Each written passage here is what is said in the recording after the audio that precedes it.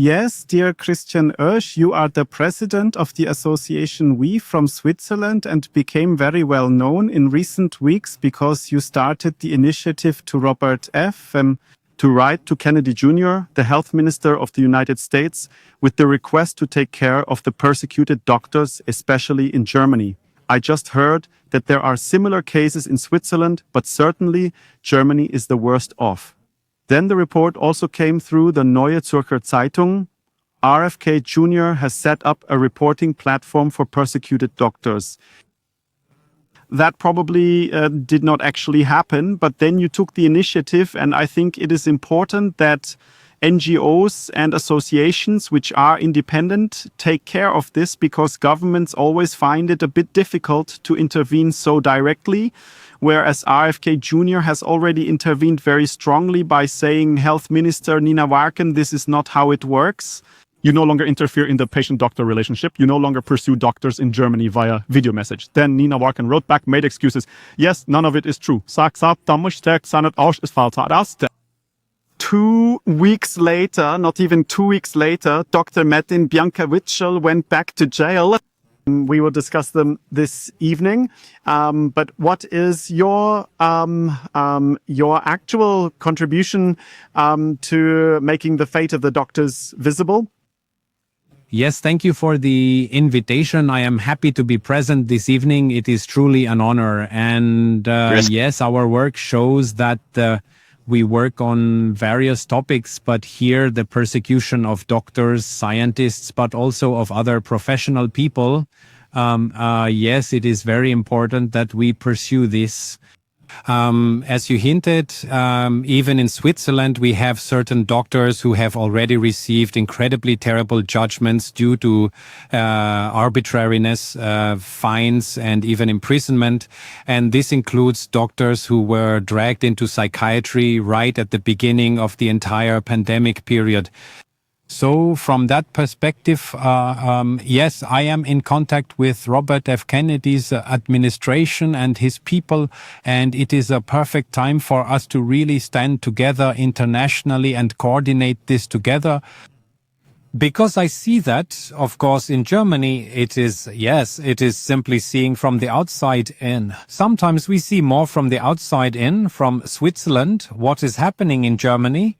So in that respect, it is, of course, great if we can now bring together this coordination with the United States and then hopefully also generate pressure on the government so that something can happen. So, and the most important thing is that we inform the public about it at all. This is not presented in the mainstream media at all. So it is up to the alternative new media to communicate that. And there we are, quite well positioned. And I did the letter campaign to Robert F. Kennedy with a German professor who is actually in exile in Switzerland. That is Dr. Stefan Hockertz. And together with him, he co-signed these letters. And Professor Hockertz, in the course of being pursued as a government critic, which is the title of our event series this evening, even lost his possessions. He was expropriated, his house was taken away. He is in exile in Switzerland. This is a typical case of political persecution. Yes. That's how Dr.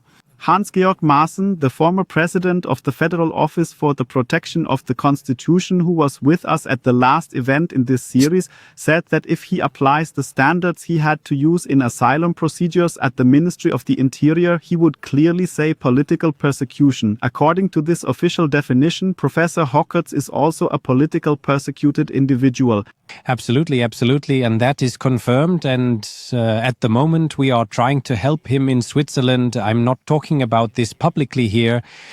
The whole situation is very sensitive, but he supports me and our association with this action together with the USA, this coordination, and then hopefully now also with you, Dr.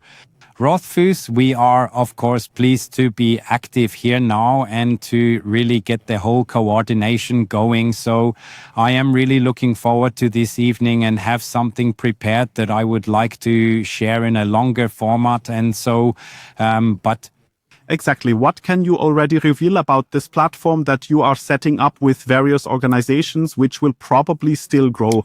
But the idea is to give visibility to the persecution fate of doctors, not only in Germany or Switzerland, but to collect cases worldwide. What can you already reveal? Maybe even the website? Yes. So the website, the platform is called Doctors with Conscience, and it is together with the MWGFD organization. This is now the German domain. We will also have an English domain so that we can communicate this better worldwide.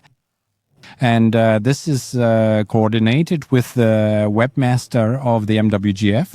And we have decided that this is the best and also the fastest option.